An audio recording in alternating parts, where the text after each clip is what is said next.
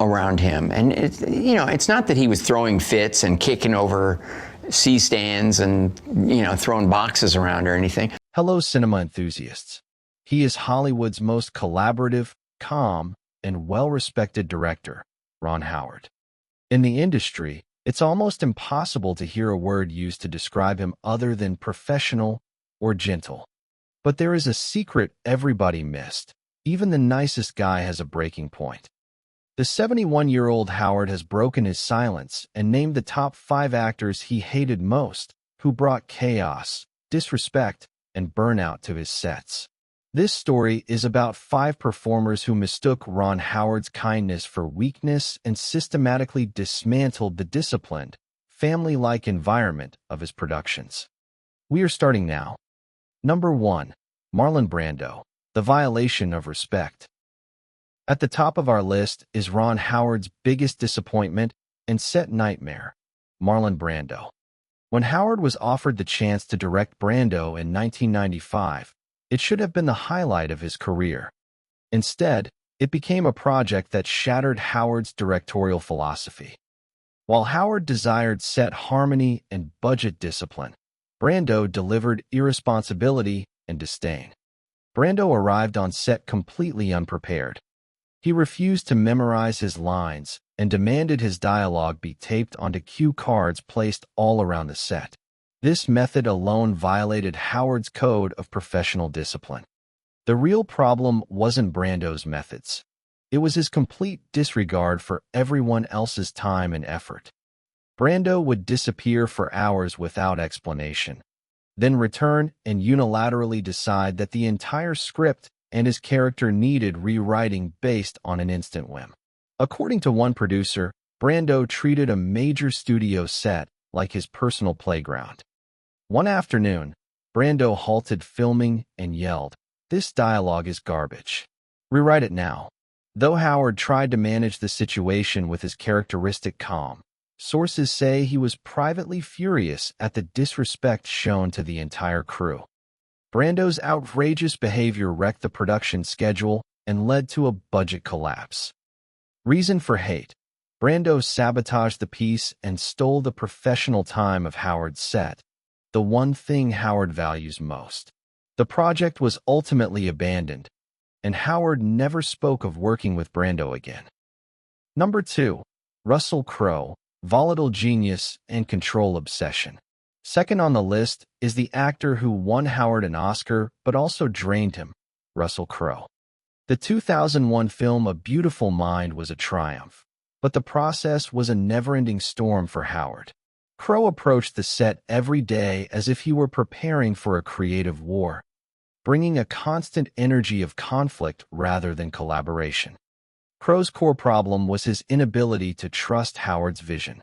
He questioned every directorial note, every camera angle, every scene's pacing. Every detail became a negotiation. An assistant director once noted that Howard's primary job was not directing, but simply managing Crowe's intensity. Howard diplomatically described working with Crowe: "With some actors, you guide the scene.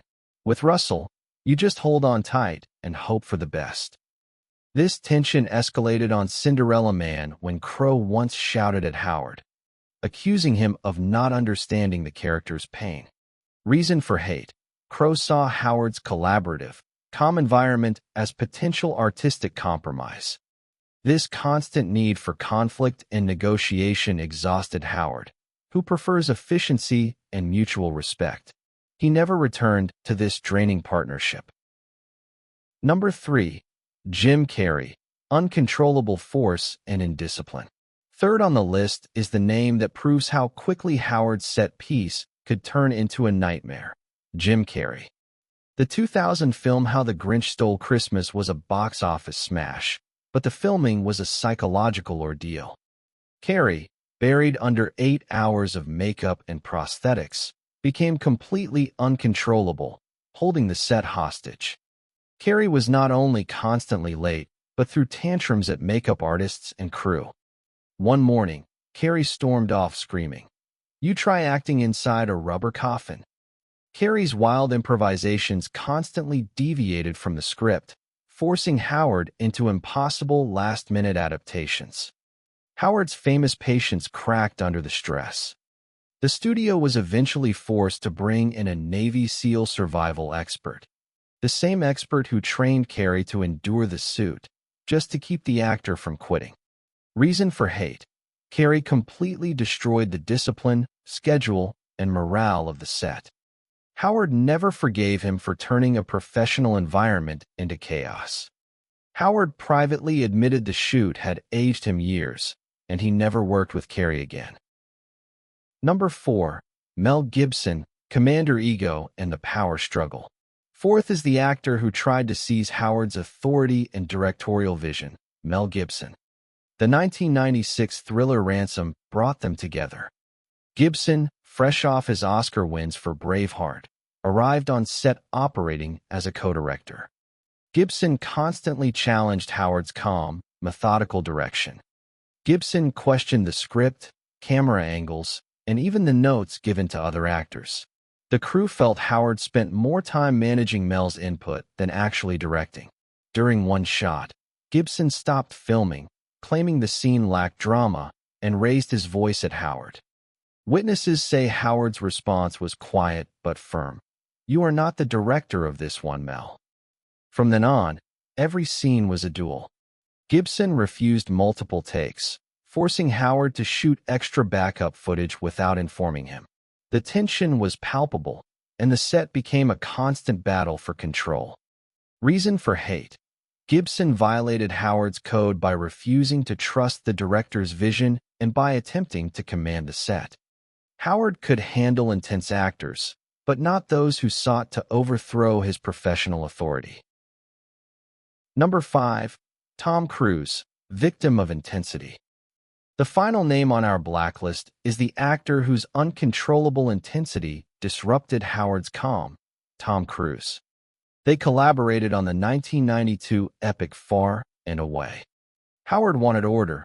Cruise wanted explosive drama. Cruise tried to force the set's pace to match his own overwhelming energy. During a key rain-soaked sequence in Dublin, Cruise halted the shoot, throwing off his gloves and yelling, "This doesn't feel real enough." Howard's face froze. He calmly replied, "Real is not noise, Tom.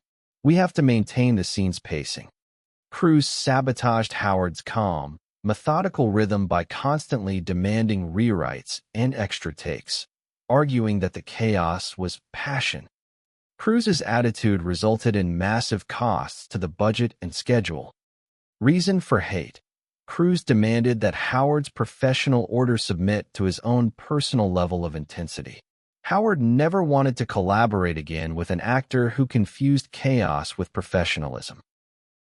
Ron Howard's resentment toward these 5 actors is not a simple personal conflict. It is a leader defending his code of discipline. These names mistook Howard's kindness for weakness.